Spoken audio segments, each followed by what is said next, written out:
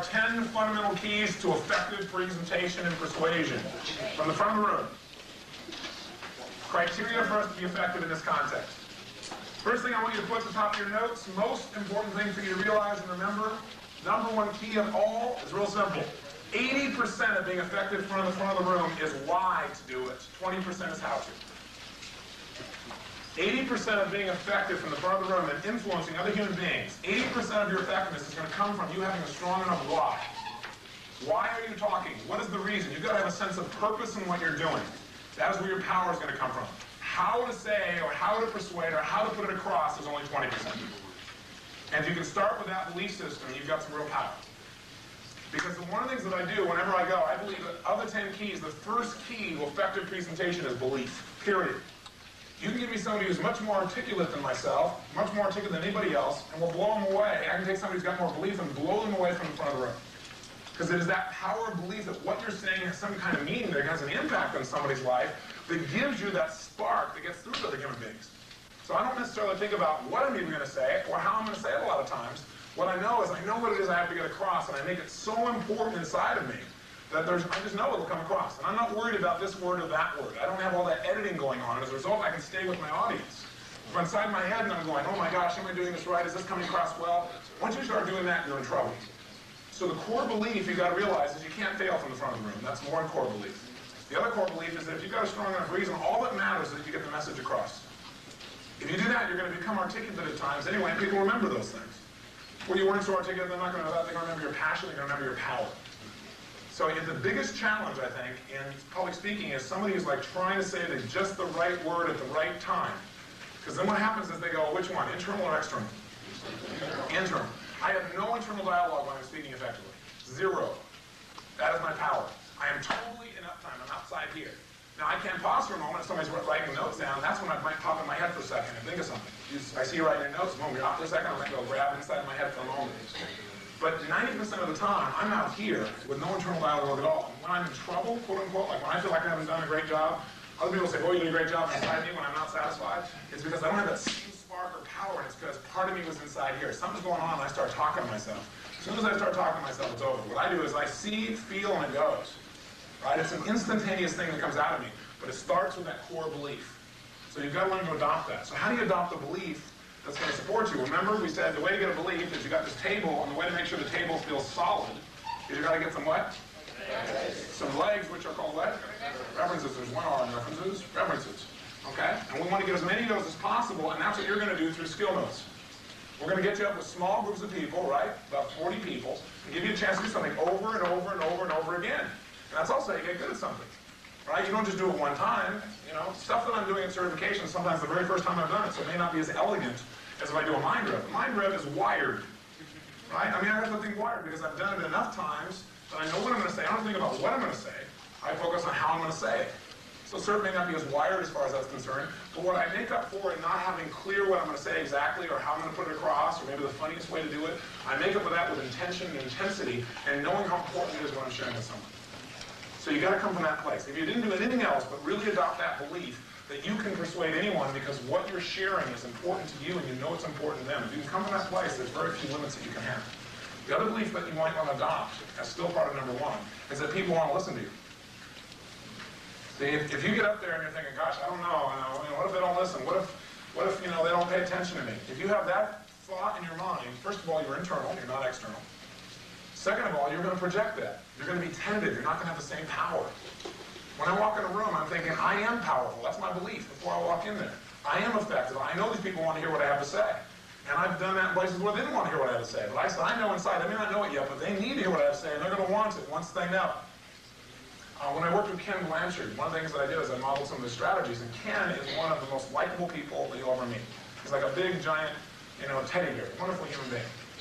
And Ken's strategy is, he goes into some groups, right? He's going to talk to this corporate group. Before he walks up there, what he does inside of his head is he imagines what these people are going to look like when he's done.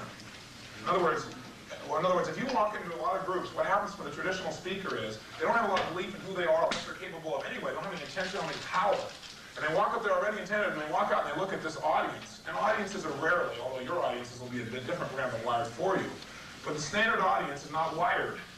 The standard audience is waiting there very cautiously. Might, clap politely or something like that. But that's 99% of the audiences are like that. They're waiting to see what you have to say. They're not impressed. They're not into it.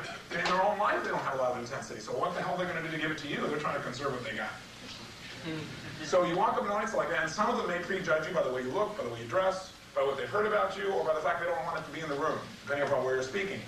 In those contexts, you walk up, you say hello, and the room is dead, and there's no response. You have to learn how to take control. When I first started doing business seminars, I used to only do mind games, right, a couple years ago. I remember the first business seminar I did. I was used to, people come in, we have the music cranking, firewalk type of thing, right? I walk in there, and it is dead. I mean, absolutely. You can hear a pin drop. They're not even talking to each other. They're just sitting there waiting. Right? I'm finally going up there, and I go, "Good morning." And that's exactly the kind of reaction that I get. Right? And I say, "I know you're out there. I can hear you breathing." I say, "Are you alive out there? Hello?" Right? And I mess with them a little bit, but it wasn't working. And then what happens? I thought, I'm not doing business groups.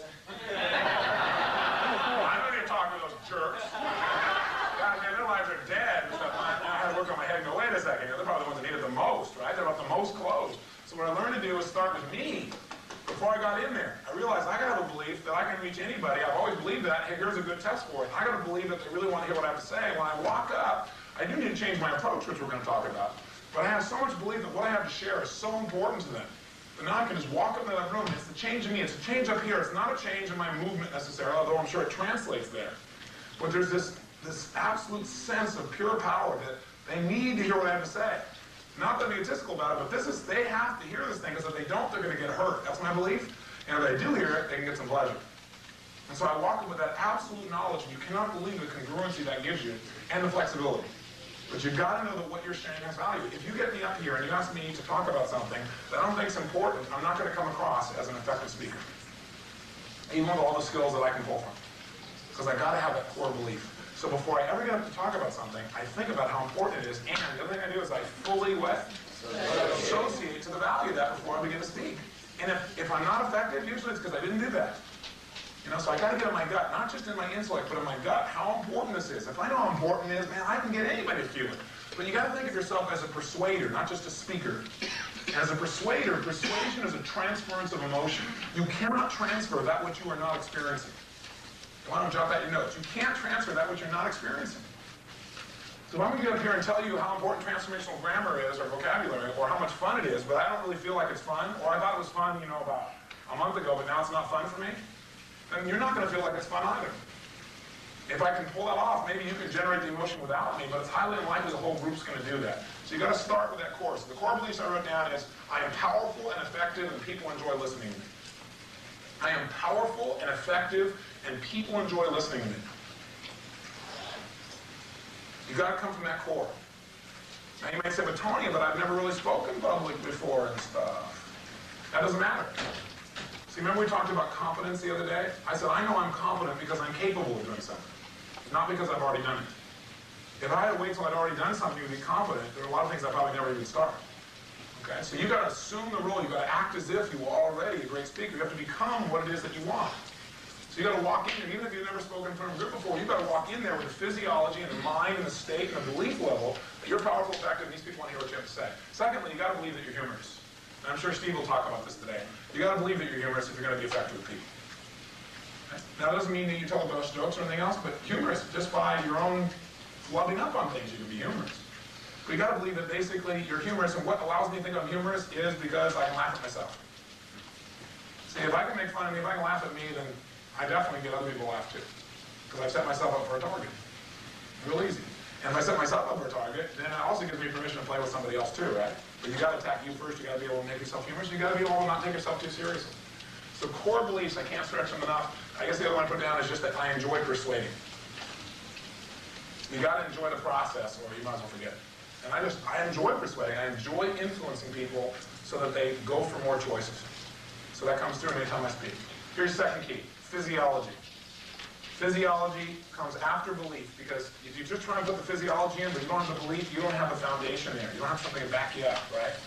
So the physiology, though, comes in immediately. And what I mean by physiology is powerful and flexible.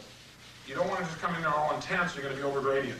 You got to use what's appropriate for the place that you are. And as far as I'm concerned, that means just pretty much putting yourself in a resourceful place. If you're in a resource state where you have the ability to get strong or get relaxed or get balanced, if you can move to all those different states from a physiology like that, then you have a lot more power to be able to influence your audience. But you all know, you've heard me share a lot of times, there is not a time when I go up to do a seminar where I don't put myself above level 10 to start with. That's my checklist under physiology. I make absolutely certain, boom, yes, yes, boom. And then I can relax, but relaxing is at this level. And if I want to relax all the way down to like level 8, I mean, I'm really like mellow jello. But meanwhile, what happens is people get a sense of power and energy from me. Because what I've done is I've opened up every channel. It's like I'm opening up my brain when I do that, not just my physiology in terms of gestures. If you get your entire body at that level of intensity, then what happens is what you're doing is open up circuits that probably weren't usually open. Now when something happens, it's like they're seeing the tip of the iceberg and they think it's a lot of energy. They go, boy, he seems like to be a powerful person. They don't have a clue. They have no clue. If I unloaded my full intensity, only a few people have ever seen me do that. I mean, people never forget it. But that intensity is something I've learned to build. Like in martial arts, I talk about building ki energy. That's what I learned to build intensely. I mean, that's what I can do something and wham, explode. So what I've learned to do, though, is how to use the appropriate amount. Jot down in your notes, don't shoot a cannon at a rabbit. Okay? It works, but there's no rabbit when you're done. So what I've learned to do is learn how to control, but most people don't have to worry about shooting a cannon at a rabbit. Most people have to learn how to become a cannon first. And you mean learn to become a cannon. Learn to develop that incredible level of power that, boom, you can send energy right into somebody's body just by the way you communicate. See, I'm a big believer, it sounds fluffy, like a total fluff bucket here, but let me just tell you, when I walk into a room, I fill that room up with my energy. And what I mean by that is I can go into a room, depending on the dimensions and everything else, and I physically, how many of you have seen Carillion photography? So you know that around your body is electrical energy, okay? And when you change emotional states, you can see the color and the shape of that shift instantly. This is not woo-woo stuff, it's measured. So I'm a big believer, I can feel it. It's a kinesthetic thing for me, though. I walk in a room and I can fill the room up with my energy. I make a point, I can send that point into somebody's body. That's my belief. Truly or not, that belief seems to empower me with a lot more congruency and power, and people seem to feel it. It all comes from physiology. So you got to be able to have that and also be able to be totally mellow in the appropriate context. Like, in this context, man, I've like dropped myself down as low as I can because this room is like, you know, what am I going to do? Plus, I want you guys to be able to relax. I gave you a night off last night because what I'm trying to do is pace your bodies a little bit so that when we go at full gear, you're there and you got some reserves. I don't want to blow out your reserves. But we're going to crank this mother. You know, and it's going to start out tonight cranking pretty good, okay? So you just need to be ready. So we're going to pace it. I'm going to also pace things accordingly. You know, I'm going to really be sensitive to that process so that not everybody's been building up ki for a while, and last year I finally discovered that. But at the same time, I'll still want to stretch people so they know what they're really capable of. And most of it starts here. And how much you have in physiology is really up here. Doesn't matter if you got 2 hours sleep or 10 hours sleep. And I do agree, if you're going to go for 4 weeks and have 2 hours sleep, it's not intelligent. And I've done that plenty of times. But what I'm saying is that we have to really make sure that we push people beyond, and all we can do is for an example. So physiology from the front of the room that's flexible, and it's powerful, it's resourceful, and also relaxed. So you got to also have that kind of power to be able to be totally relaxed and boom, that intensity instantly if you need it. See, what that also does is keep people off balance, which you need to be able to do if you're going to be a persuader, not just a presenter. So that at any time, I can go like this, and all of a sudden, bam, I can go to 0 to 60 in 2 seconds. Right? Or wham, somebody's like, so they're not ever quite sure what's going to happen. That's very valuable. It's going to line up with one of the things we're talking about. So what I want you to do also is have some visual gestures, some auditory gestures, some kinesthetic gestures. So you might just actually give yourself a little exercise and actually moving your body a little bit differently. The other thing is, from a standpoint of physiology, is to control the room. One of the things that I do is I move. I use my whole body and I use the whole stage if you watch me. Okay, I don't stand, most speakers, if you watch them, they stand and they lecture, and maybe they even have some gestures and stuff, but they're like planted. I'm not planted. I'm prowling up there. People get that sense. Okay, and when I make a movement, I make an entire movement anytime. Now I've also got softer movements, but I learn to use my entire body. When you use your entire body, you're using your entire being, you're going to communicate with more power. So you find yourself like using one arm or the other arm or making gestures like this. I mean, try this. Take your hands. And just move your hands like this. This is called the standard speaker movement. Okay, now take your hands like that, same thing, and do what I do, is take your hands like this, and when you snap them out, I want you to snap them out as far as you can, you extend your fingers. Okay, try it, go. Okay, and give it out of the sound, I'm impressed. I didn't tell you to have a sound, but you do, it's like, boom, there it is. Yeah, boom, there it is. The other thing I physiology that I just discovered last year, or maybe it was the year before, is I realized that a lot of my power comes from, a lot of what changes and what moves people, I realize, is tension and pressure. Think about it. What makes you want to go eat? Sense of what? Tension or pressure. But what is hunger? Tension or pressure in a particular part of your body. What makes you what makes you enjoy and want to make love?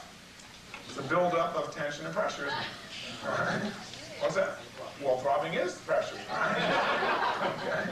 So it's those feelings that drive us. When somebody finally, what we've been talking about here when we talk about the triple P principle, pain-pleasure principle, is we're getting people to associate enough pressure. That's what the pain is, right? And that's tension and pressure that's so uncomfortable that they decide they're going to change. Isn't that basically what we're talking about? So manipulating pressure, you don't remember the metaphor, they talk about how a diamond is nothing but a rock that was produced, this incredible diamond, under massive pressure. That's what does it. And what I'm creating these 14 days for all of you is a pressure cooker. And you're allowing me to do it. You volunteered. Because I think all of you know that's how a diamond is shaped. How I've shaped myself is putting myself under massive pressure. Other people say, you're crazy. I said, no, I like what it's made me into. Because for me, the game is not what you get, but who you become. And so I put myself on the line over and over and over again. You know the stories, but it's from putting myself in a place of pressure that I've been able to literally shape myself into who I want to be. As a speaker, I build up tremendous pressure, and then I release it. That has power. See, I can do it at no time. I can be totally relaxed, but when I need it, I've built it up. You can't extend the need to act without extending some level of pressure or tension. So you've got to have some level of pressure or tension. Now you can do it very calmly by asking questions, and asking questions to a point that causes that person to feel a sense of pressure to change. Because if they don't, they feel like they're missing out. Or if they don't, they're not living consistently with what they believe. So you can do it without any body at all, obviously. But you can also simultaneously be offering it by having pressure inside of yourself that you release. And that sense of releasing pressure has tremendous power. So you might want to look at it. And again, you can do it subtly. You don't have to do it in my style. You can be doing it just a small amount of pressure and then release. But think about it. What is excitement? When you have excitement, is there pressure in your body? Sure there is. If you just kept the pressure, what would it become? Yeah, become pain. So what you got to do is release the pressure. Build and release. Build and release. Like having an orgasm. You'll enjoy it. Okay? Just continue to use that process within yourself when you're communicating to other people to give you a whole lot more power. So we got belief, we got physiology. Third one I dropped down in here is know your outcome. Know what your outcome is before you begin. I can't stress this enough. When I watch people from the front room who are ineffective, invariably they're not clear on what their outcome is. One of the things that Brandon said the other day that she used on herself is she wasn't real clear what to do. She got up here, and on her way up here, she thought to herself, what's my outcome? Bam, she came across very powerfully. She got clear what her purpose was. If you don't have a sense of what your purpose is, you got a problem.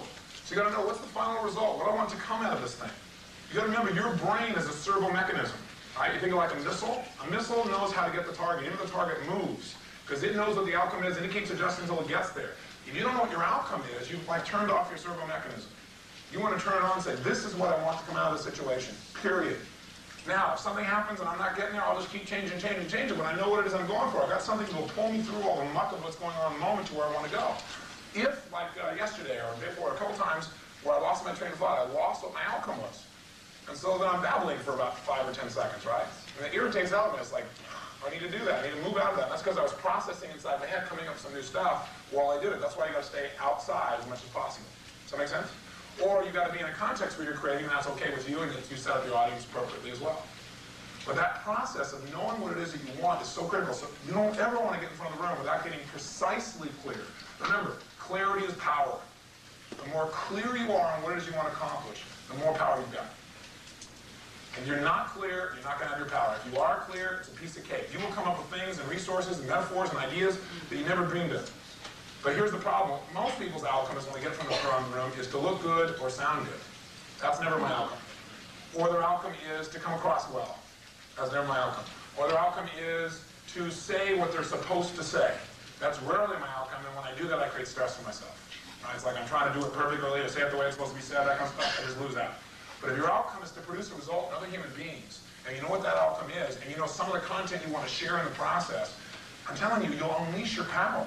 And if then you come back and you got some physiology while you're doing it, which is congruent with the belief you've got that these people, I'm powerful, I'm effective, they want to hear me, what I'm sharing is important, you put all those things together, now you see somebody who starts out on the stage kind of like talking like this, who now has some real power in what they do. Okay? Again, I can't can't push enough the idea also of moving your body, using more of your body, getting your whole body involved. Own the room, own the space that you're in. Physically walking in, when I do it, I throw out my energy, it's got to smack off that wall and come back to me. If I walk into a room and it holds 1,000 people, all the more energy I have to be able to generate, otherwise I'll have no power. So put those pieces together. Fourth one I got down here is rapport. Listen, I've seen some unbelievably powerful speakers who believe people should be listening to them, right? They're absolutely are, they got physiology like it's going out of style. They know what it is that they want to do, and they're trying to convert an audience. They don't have any rapport, so it doesn't work. Or they come as totally over gradient. So I only put this as number 4 because I see the first 3 are things you do before you step on the stage. Okay? The first 3 you got to do before you even get on the stage. So when you're already there, those 3 are already in place. The fourth one is the first thing you've got to establish when you get on that stage. You have to make that connection with the audience. You have to get that audience to feel me too and not so what. That's critical. Absolutely critical. In fact, some of you I've shared this with, some I haven't, but I have a formula that I use as a persuader from the front of the room, because that's what I see myself as, not as a presenter. If I was a presenter, I'm trying to make all the words sound really good and put them in all the right orders and all that crap. That's not what I'm doing. I want to move people to action. As a persuader, I have this system that I use, kind of a metaphor I utilize for myself, of what the persuasion process looks like. That is, if you imagine a football field, and let's imagine it coming to a point, if we would. And our target's here. Here's our outcome. And my outcome is always get somebody to do something, to get them to take action, to get them to change a belief, to get them to make some kind of shift. I'm not just talking so they get some information, okay? Now, knowing that that's true, the first, let's say this is a football field, the first 40 yards in my football field, I have to get these people out here out of the stands and play with me. The only way I'm going to get out of the stands and play with me is I've got to develop something I call identification, ID.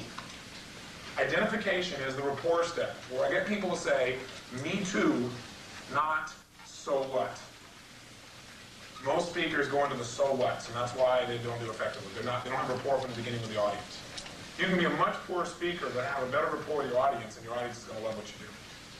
So the first 40 yards, almost half the football field, is getting people to say me too and not so what. Getting them to feel connected with you personally. How do you do that? Well, it goes back for me, starts with my belief system. My belief system is people like me and I like people. I care about people, so they're going to care about me. And it comes through in my voice, it comes through in the way I communicate. Starts with that. Second thing it starts with is before I walk up, I think about how they're going to look at the end of the training. Now, it's pretty easy at certification, but I'm also walking up at certification. I don't have to worry about it. The audience will be wired before we even open my mouth the first moment. But in a normal group, I got to think about the rapport and think about, what do I care about these people? Why do I care about these people? What's special about these people? I ask questions. Make a note there. Ask yourself questions that will cause you to care about your audience. The easiest way to get rapport is care about who you're talking to. You got to really care. Now, that's not always easy when you're talking to strangers, right? But you got to immediately turn them from strangers into friends before you open your mouth. And if you treat people, have you ever had somebody walk up to you you don't even know, and they walk up to you and they treat you like, they really know you? How do you usually respond when they do that? Yeah, how many of you treat them back like they're a friend? In fact, if you're not even sure, you almost like think, well, maybe I do know them, right? I did the same thing from the front of the room. That's what I want you to do from the front of the room. Assume like you've known them for years. If you walk up with this attitude and feeling like we've been connected forever, from the very first thing, hey, we're part of the same team, and you don't say that, but you feel that in your gut, you can't believe what will happen. That's what I do in business seminars. That's why I converted to business seminars. I walked up there, and instead of getting up there, cranking them and all that kind of stuff, I walked up there, I know what I've got to say is that important. I've got physiology, total power. I know who the hell I am, I know what I do. I know what my outcome is, and I know that my outcome is totally to empower them. And I think about how much I respect these people. And I start out by telling them that. I said, I feel privileged to be here, and I'll tell you why, because this audience called salespeople, you are the 3% of the nation that moves 97% of the rest of the country. Because nothing happens until something is persuaded or sold. And also, you have courage, like very few people have, because most of you I know are in commission. So you said, I want to be paid what I'm worth. So for some of you, that's become scary. Right? For others of you, that's been rather rewarding. My goal today, and I'll tell them what it is, and I'm like with them, and I say, hey, we're here together. And I make that connection up immediately because I've got that feeling inside of me to start with. Okay? So I get that rapport, and I get them, and I talk about the problems I've got, the challenges. If you listen to me at a guest event or a seminar, anything I do, you get a lot of me too's. Talk about how I sabotage myself. I went to all the seminars, listened to all the tapes, and people go, yeah, me too, me too, me too. And they come up to me at the break and they say, that sounds just like my story. I've done those things too. I've sabotaged, I've done overweight, I've done all these things, right? Or I can just get up and I can delete all that stuff, right? Just right. I'll tell you how you can succeed too. Is that going to work? Of course not. So me too. 10 yards from the 40 to 50 yards is what I call logic and reason. Logic and reason. Logic and reason basically to me means the intellectual side, the content side. Here's what you should do, here's why you should do it, here's the details of it. Here's how it works, X, Y, Z. Here's how to do a 6-step reframe. 1, 2, 3, 4, 5, 6. Okay? Here's what you say, here's how you say it. That is the smallest part of what actually persuades someone. You need to give them just enough logic and reason to support them in taking action. You've got to be able to justify the emotional decisions you help them to make in a persuasion type of process. And in this room, you're going to be a persuader. The difference between me and other people who taught technology, like even when I just taught NLP, so people could literally say, I'm teaching the same thing Tony's teaching. Even at that time, we were different. And the biggest difference was I had more rapport. And when I went for this logic and reason, I made that simple and quick. I didn't spend 14 hours studying the logic and reason. I also got people to be persuaded to use what I was talking about rather than just to learn it. Okay, so I spent the smallest amount of time on this. Now, from the 50-yard line, the last 50 yards, half of that is spent on something we call attack and confess. Attack and confess. Attack and confess means this. You know that anything you're trying to persuade someone to do, there's going to be things that are going to stop them, otherwise they've already done it. So we want to get somebody on the pole. We know already there are going to be things that are up there. Or after somebody has an accident on the skydive. You know darn well there are people in there that now have got some major things. So I brought you in, and what we did is, first we ID'd. Right? Tell me what your experience was. What can we do? Some Me Too. There's people getting people to say Me Too. Do you remember that when we were in at the lunch area? Then we went through a little bit of logic and reason, and then attack and confess. And the way I attack and confess is I confessed for somebody else. You can attack yourself. That's the best way to do it, number one, to start with. And or attack yourself, confess you've been guilty of the thing that they're afraid to do, and you do it before they even tell you. Or confess for somebody else.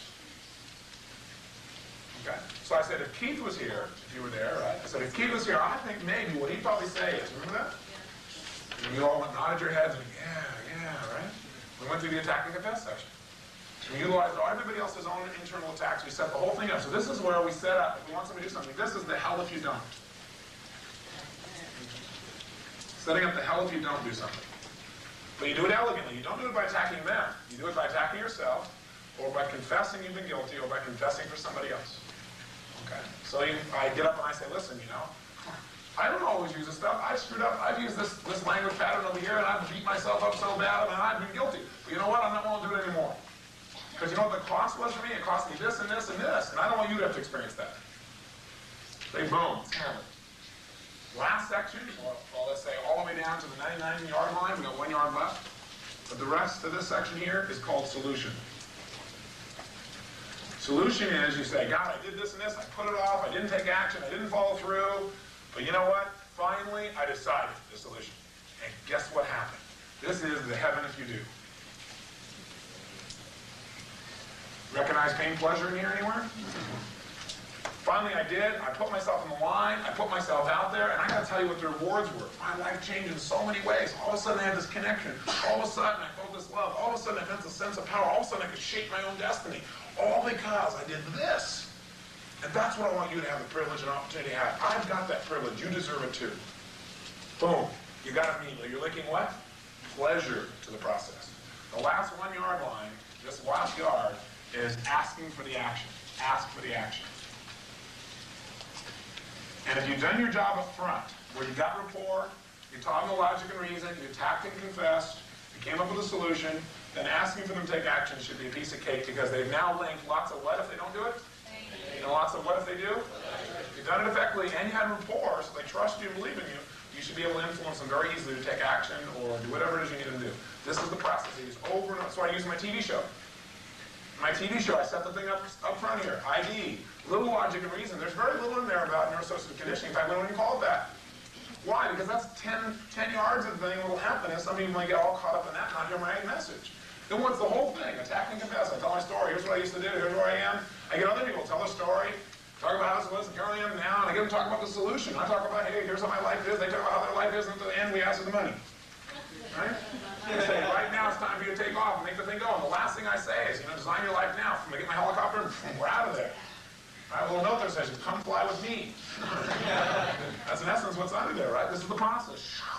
Most effective, direct response television show in the United States. Nothing even close. We're outproducing anybody else by 3 times. Right. Yeah. This is the process. Rapport is critical. Make sure you think in terms of rapport. You think about your audience, how you care about them. Also, my notes here I put down, make sure you learn to speak visually. That's nice and incongruent, isn't it? Visually. Auditorily. Kids that it. You want to be able to move with all three modes. So that when you're talking, you get intense, and you can also drop right down. You can enter their world. You can pop back up. The ability to go into all these different modes at any moment in time, depending upon what you want to accomplish, is critical. So being able to have that kind of flexibility with yourself, that in a heartbeat, you can instantly shift gears.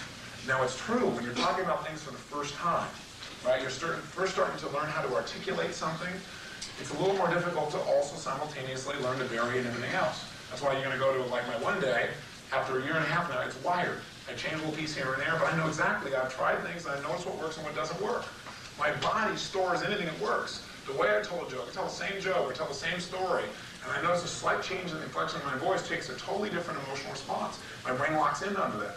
But it takes all those trial and error presentations to learn those hooks. And once I hear a hook, I hang on to it, I grab onto it. Right? I do another one, and I get another hook. And after enough time, I got so many hooks, I got a presentation that's phenomenal. When I'm doing something brand new, I may not have the same level of quality, but I'm not worried about that because I'm still coming from my core belief. Okay? All I want to know is, can I influence? My job is to be someone with influence. I can get you 1 million people who can inspire people, make them feel real good, and never do anything. That's not my goal. That's not my goal for you as a trainer. My goal for you as a trainer is to cause you to be a monster who can go and use your thoughts and your mouth, your being, to walk in anybody and move them to action. That is how we shape a world. That's how you change values, beliefs. That's how you change lives. So don't be a presenter, be a persuader. Remember this core issue. After knowing your outcome, you've got to have rapport. Next one I jotted down here for you is manipulation of the audience. Manipulation of the audience. And in your notes, write down, that's what they're paying you for. That's what they're paying you for. They're paying to be manipulated. You paid to be manipulated. Why did you come here? Because you know damn well it's going to manipulate the hell out of you. Am I right? Yes or no? Yes. Yes. What's that called? Manipulation. Get you to say yes, right? Get you to respond. Get you to climb a pole. Get you to jump out of a plane, right? You can do those things without me. You can go find a way to go parachuting and all that stuff, and some of you do. But you came here because you wanted somebody to manipulate you. Audiences want to be manipulated. We want to be entertained. That's manipulation. We want somebody to mess with our brain. We want somebody to change our what? State. We want somebody to change our state. So I come into a business group, and whammo, I get in there and I set them up. I pre-frame them. I talk to them about what we're going to do today and how important it is. And I get them to link lots of pain and not going for 100%, lots of pleasure going for 100%.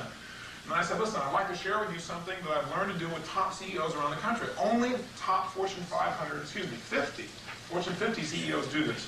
And only with other CEOs. So I should warn you in advance, it's like really conservative. So if you're like way out there, you probably won't like this. But if you're like a real conservative person, you'll enjoy this process and it'll make you much more effective in getting those sales meetings. Would you please stand up? Bam! Instantly I got them responding to me. I got them, I'm telling them to stand up, they're responding. I start out in the very beginning and I take control of my audience. It's one of the first things I do. If I can take control of the audience in the beginning, I'll have control in the end. If you don't take control in the beginning, you won't have control in the end. Now notice I put rapport before I said manipulate your audience. If you try and manipulate before rapport, you've lost them for probably good. So you've got to make sure you got rapport first. But as soon as I got rapport, I got them standing up. And at that point, they're standing up, they're waiting. I said, okay, here it is. It's real conservative. So again, hang in there. Please turn to the person next to you and just reach out and give them a massage, right? And they start to laugh. It's a pattern room. They wouldn't do it when I did a massage before, but when I pre-framed them like that, and there's plenty of rapport, and I ID'd with them, and they're doing me too, I got them laughing, I got them doing massage training. I got these business guys who never touch another human being, and they're doing this stuff like this, right? Nobody can believe it. Within 3 minutes of not being there, I got these business people in a room, 1,000 of them in a room. How many of you been to the business summit? Okay, 1,000 in the room, and we're out there climbing going, yes, yes, yes. I mean, screaming. Walls are shaking, man. People are going nuts. I can't even believe you get a group of business people do it. And I couldn't before, because I didn't get rapport first strongly enough before I tried to do that. I assumed the rapport the way I did in my mind rep seminars, and it's a different audience. So it's critical, but you've got to manipulate your audience. How can you manipulate them? Tell stories. When you tell somebody a story, they go into a trance. Why do you go to movies? Because you get to trance out. You get in the experience. When somebody's in the experience, you've totally manipulated the audience. You've got them in control. Ask questions. You watch this weekend, you'll see, how many questions do you think I asked in a period of time? I'm asking them constantly, aren't I?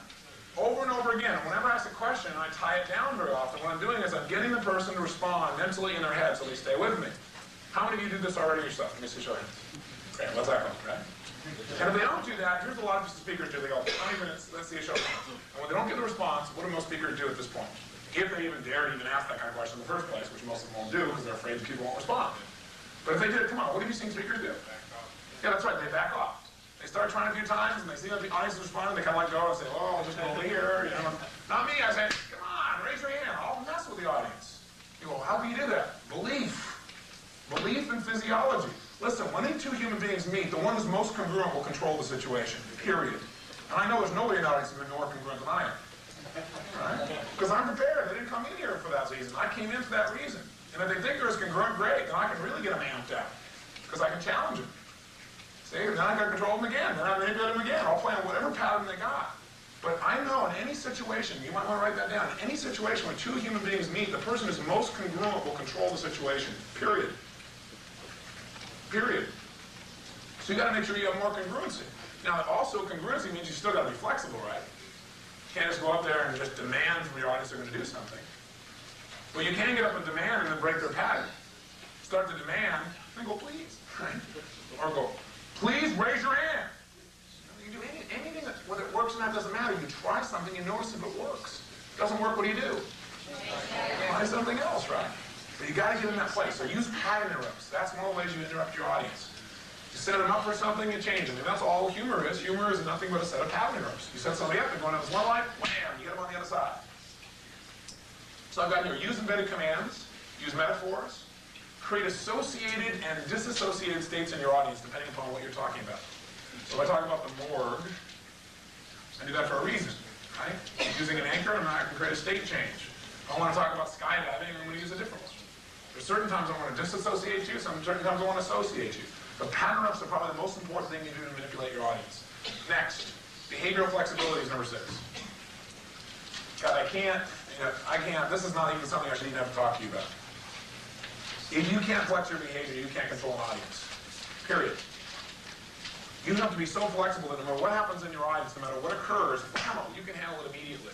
Again, that starts with belief. Number 2, it comes from not being afraid to try almost anything. Number 3, it comes from the belief that if something doesn't work, you'll just do what? In your notes again, write down, if what you're doing isn't working, try anything else. Try anything else. You got to be flexible. If what you're doing isn't working, try anything else.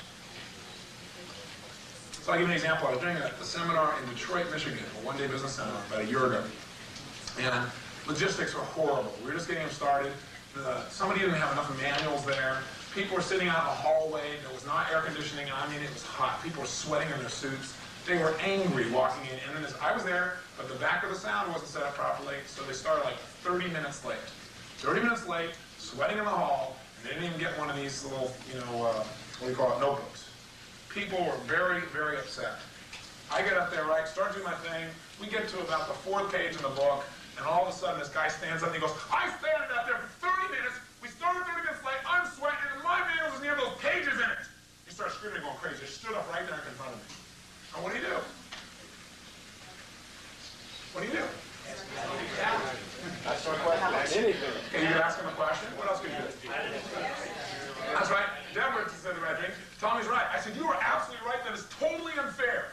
And you can't imagine. You think it upsets you? How do you think it makes me feel when I'm up here trying to give my guts to support you and I'm not being backed up? It totally pisses me off. I said, you know what? You have every right to be upset, and you have every right to be able to leave here if you want to. Because I don't want you to stay here upset. And I'm happy to refund your money, and you should leave. I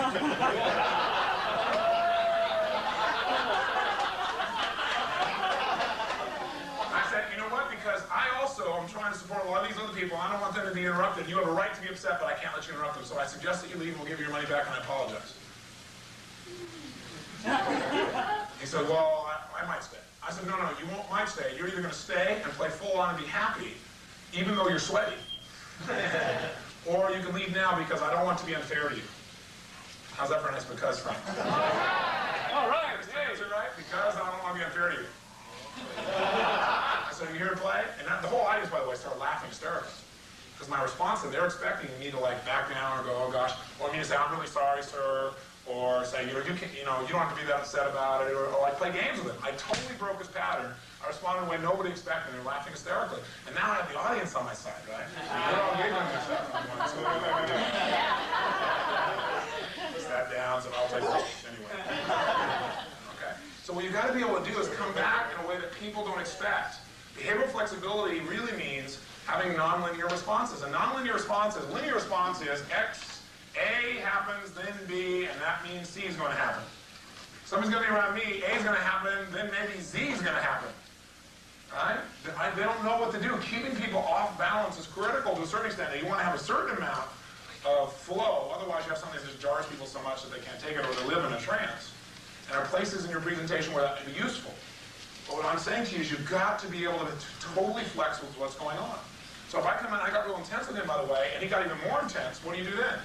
Get even more intense. You get even more intense, okay? Yeah, and see if you can reach threshold and get killed. But I might change the approach. Do you remember how many last year, remember there was a lady with short hair, she was in the front row, she was one of the people that the first day, she came up to me screaming in my face about not having a room. I mean, she was so vicious, and I just turned to her and I said, listen, I want to support you. If you don't want to be supported, then I'm happy to have you go. I don't want you to go. I'm happy to have you go. She just said, don't use that NLP shit on me. I started breaking her pattern, right? I said, I wouldn't dare use that shit on you. You're using it on yourself.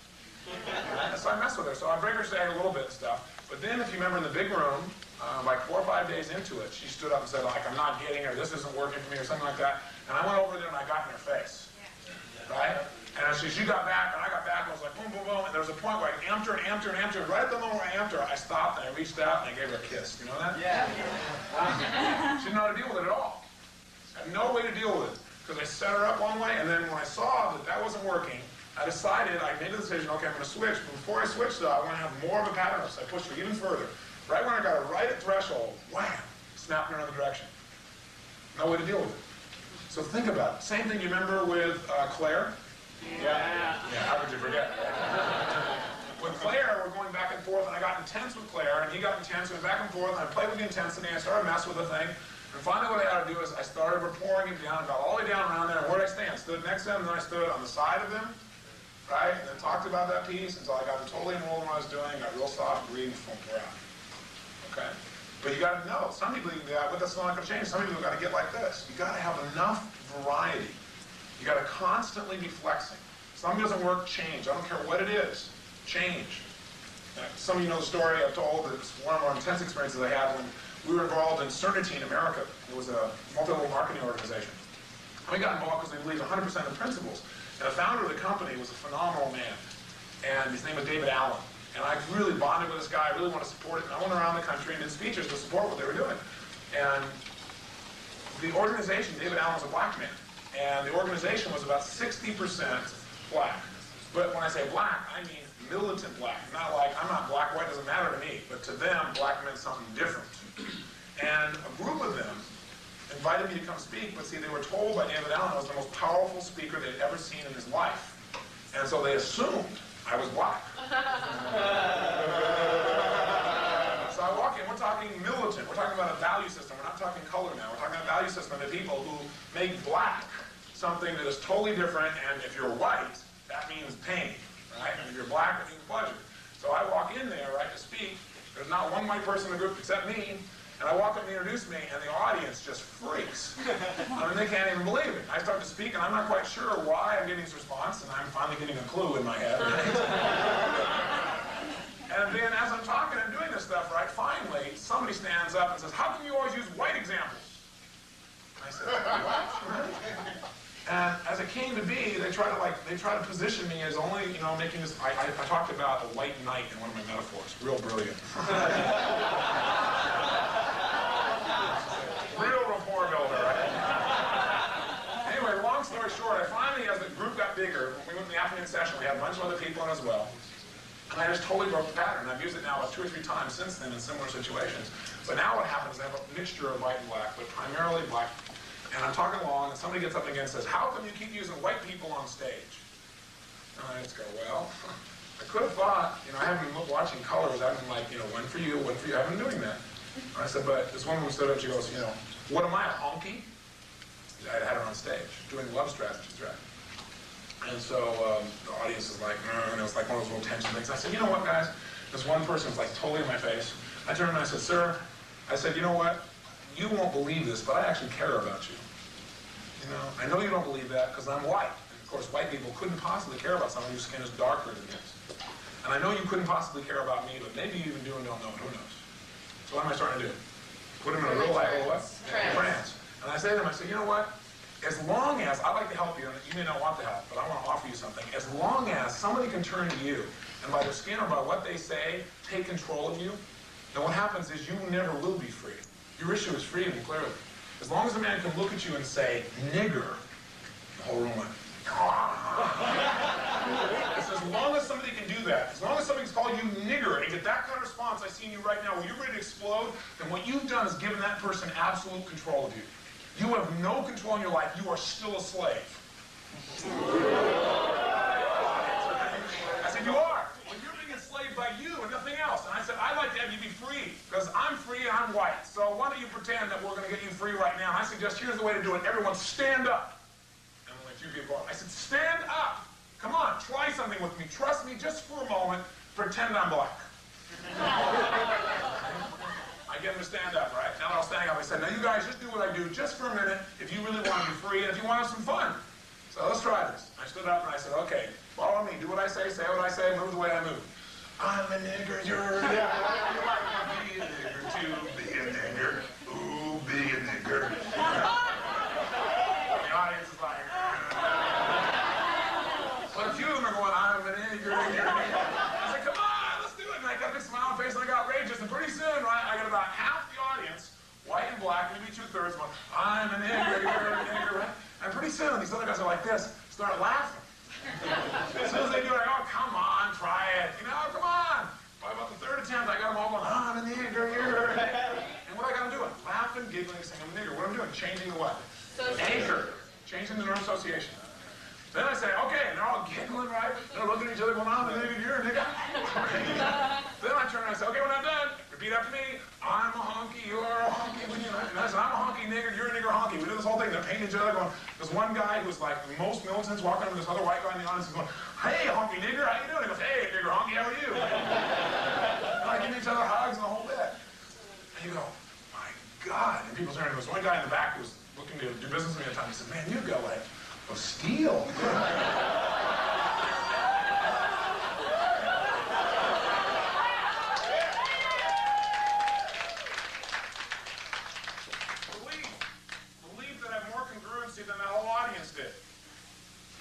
No matter what happened, that if I tried something that didn't work, I'd try something else.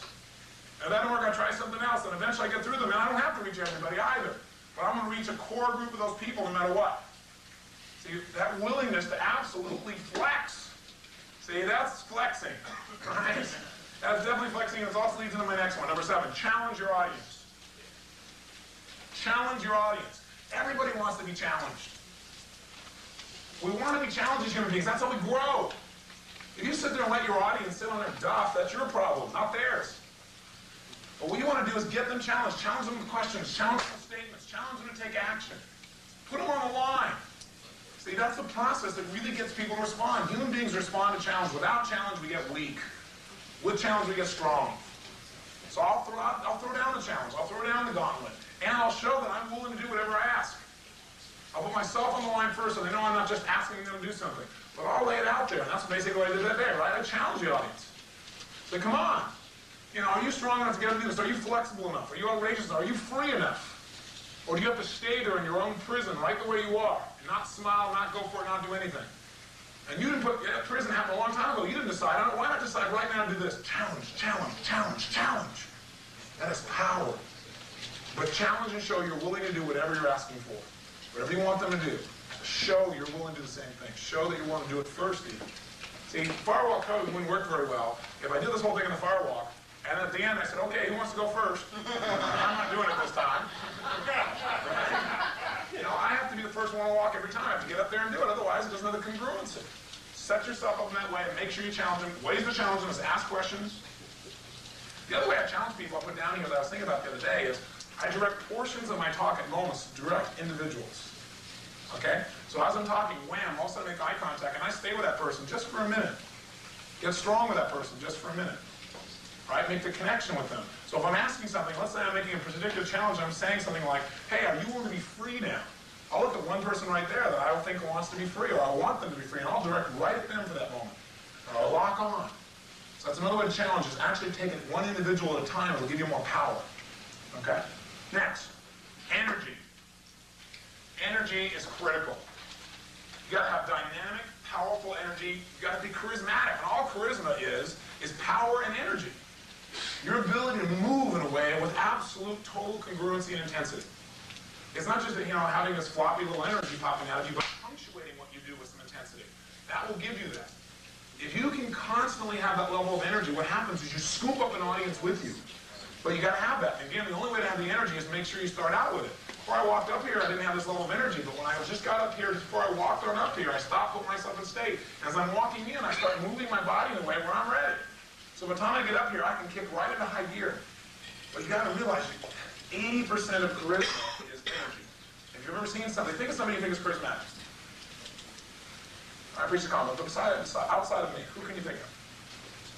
Now think about it. Do they have low or high levels of energy? What would you say? How many experience high? Definitely high. I can't think of anybody that has a tremendous amount of charisma. Let them feel a sense of energy. Even if they're kinesthetic in their delivery, there's a sense of energy that's coming out of them the whole time. It comes through in their face and the way they express themselves in their eyes. It's punctuated. I'm trying to think of a gentleman. Who's that gentleman who's super articulate? William Buckley. You ever watch William Buckley? He isn't talking loud and fast, but he still has that energy, doesn't he? And what it is that energy, he's got a certain amount of tension in his body, and he releases it, and he releases it subtly with a smile, or with his eyes, or whatever the case may be, or the tone of his voice. He punctuates it, but there's an energy there for him to do it. He isn't just at a normal level like this, and talking like this, and moving and communicating like this. You got to start at a certain place, and then again express it. Go back to the pressure point we talked about. The last 2 points that I gave you the most important. Next one is utilization. Utilization is critical. Most of you have gotten very good at this. Our trainer staff are fabulous at this. And you can learn a lot from them by modeling it. Utilization means something happens, you finally take whatever's happening in your audience and figure out how to utilize it to help you to get the result you always wanted in the first place. Utilization is what you had to do when you got out there to the parachute drop the first day. You have to figure out how to utilize it, otherwise all you just feel frustrated and upset. Lousy speakers have things happen in their room, and when it happens, they go, that's it, my whole talk got screwed up because of that. What you want to learn to do is something happens, if there's any way possible on earth, which there is always a way in my belief systems, how can we utilize that? I was doing a guest event in San Diego about, I guess 3 weeks ago. It was my final guest event, my final mind everybody did down there. And I get up and doing this guest event, and this lady comes on stage whose husband is becoming an ADL. And she's a really neat, nice lady, but she's like been in a deep trance for about 3 days, right? And so while I'm talking everything else, I'm asking people why they're here and so forth, and reporting with the audience up front, getting people to share so I can tailor what I'm going to talk about to meet their needs. She raises her hand and talks about she has this fear of public speaking, and her husband's going to become, a speaker now. She didn't say ADL, right? Thank God, because the way she was communicating wasn't real powerful. And she said, I really want to deal with that. And I said, well, I appreciate that, and we can show you the skills to do that. In fact, your husband can probably help you with it. And I'm not going to use that example right now, just it's not dramatic enough. I said, let me find a more dramatic one. I was looking for something where somebody had major phobias that could wipe it out for the estimate as a demonstration. Well, as I'm talking, for the next couple minutes, this woman walks up around the room, walks up onto the stage while I'm talking. And it's a seminar, it's a guest event, so what we're doing is the purpose of the seminar is to give people information and to enroll them on the power of our technology. And this lady gets up here, right? And I go, hello.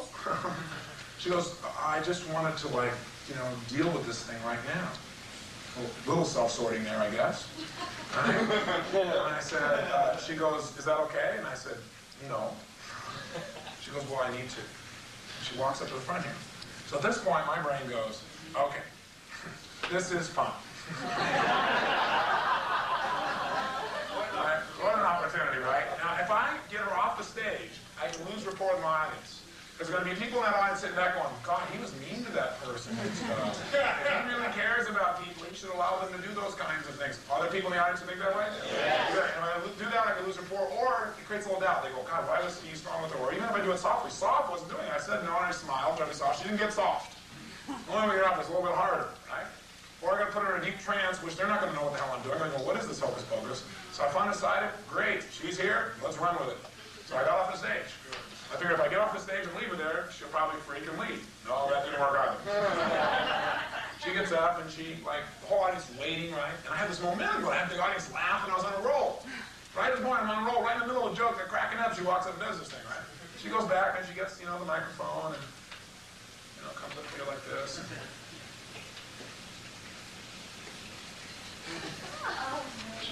The whole audience is going like, come on. I said, so what is it you want? What's your outcome?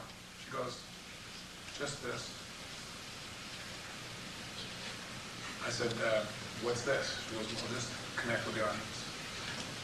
I said, this is called boring audience.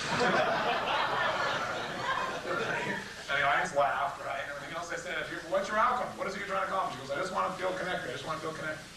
So she just stood up here. She goes, I've in my life always had fears, and it's been really tough, and so this is like really a stretch for me and stuff, and I'm now becoming an ADL.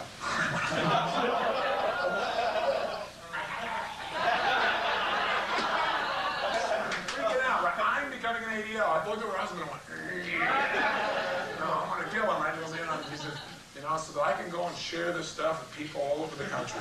And she goes, and I'm just, I'm looking forward, and I'm going to go through these trainings, and I'm just going to be the best there is, and all those kinds of things and stuff. And I said, great. And I said, now, you've accomplished what you came up here for, and I'm wondering if you can accomplish something more. As you walk down those stairs, and you find yourself in your seat, sitting comfortably, I want you to then think about the fact that you accomplished what you wanted, but was it appropriate for an entire audience? Was it appropriate for their time that you gave? Did you really have their permission? Yes, many of them wanted to support you here, and I'm really impressed by this audience because they're willing to just be there with you so you could deal with something that was important to you. But did you really give back? And so my question for you as you sit in that chair is, what do you need to give back, or how can you give back since you took some here? I know some people are willing to have you take. They're willing to give to you. Others may not be. I want you to think about how you're going to give back as you find yourself back in your chair. Yeah. So she thanks and wanders on off in a trance, right? And the audience kind of claps, kind of funny. And so I get up, and the energy's just like, from up here to, right, it's on the ground, and I go up and I said, so, let me ask you a question. What would make somebody do something like that? Well, that's what I did. I totally changed the frame, because I knew that's the question they were asking. What the hell made her do it? So I just come up there, I said, let me ask you a question. I didn't tell them, I asked them. See, if I told them they get to filter it, they get to do all this stuff, I asked them a question, I control their focus in that moment. Okay, I utilized it. So I came out and said, what would make a human being do something like that? Why does this woman wind up here in a trance and talk to you? She's obviously probably an intelligent woman, but she didn't come across as powerfully as she could. Would that be fair to say? I'm like, yeah. I said, what would make her do that? I said, the exact thing I was talking about before she walked up here. I said, think about it. She linked to being on the stage a way to get rid of what? Pain, or a way to develop more what? Pleasure. I said, that's exactly what she did. And it's kind of weird, wasn't it? Right? And more than one, yeah. But I said, you think that's weird? And then I deframed it. I utilized it. I said, you think that's weird? I'll tell you what's weirder. Somebody gets a little tension in their life and then they go eat. That's weirder than walking up on a stage. Or somebody goes out in their life and don't feel great and they jam some drugs in their body. That's a hell of a lot weirder.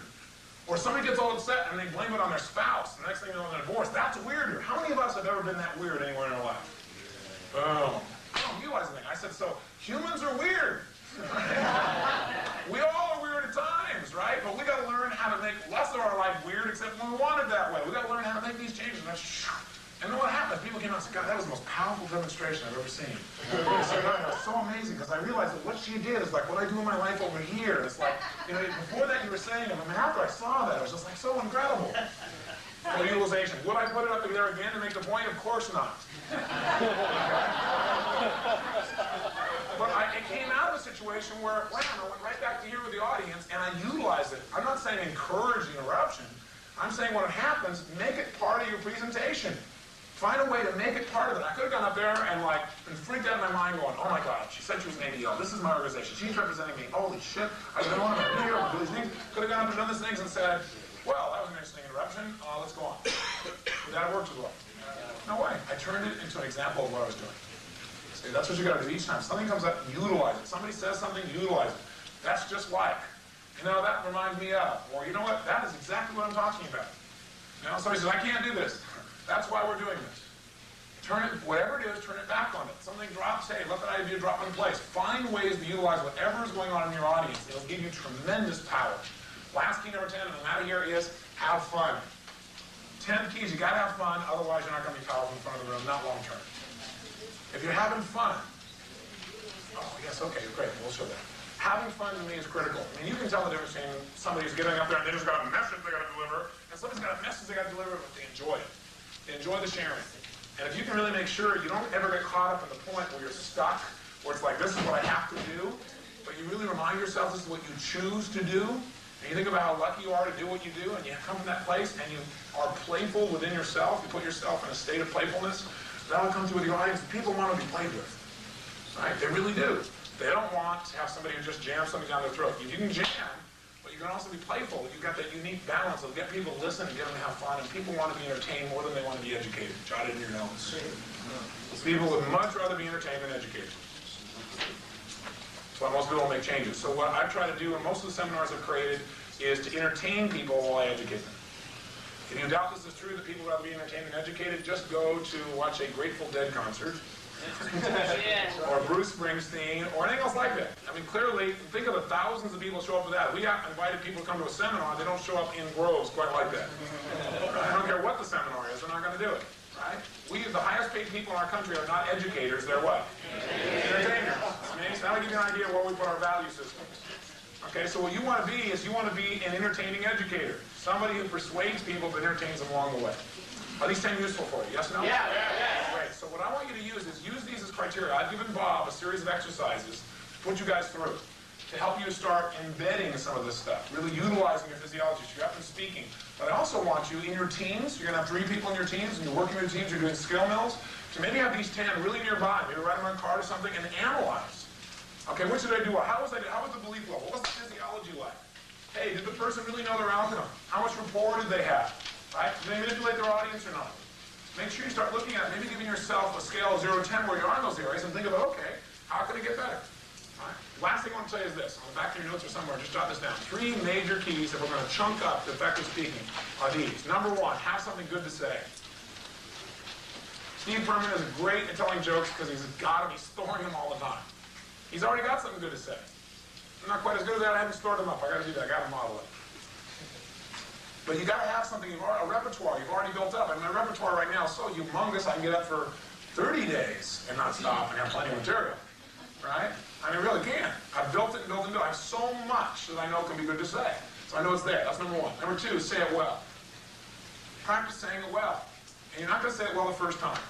So I'm going to do my certification. There are going to be times I'm going to fumble and say, I mean, I'm okay with that. But I want to do it enough times, like in a mind river or one day or whatever, that I know I'm going to learn to say it incredibly well. You know, think of phrases you can use that will induce states. Think of ways of saying those phrases.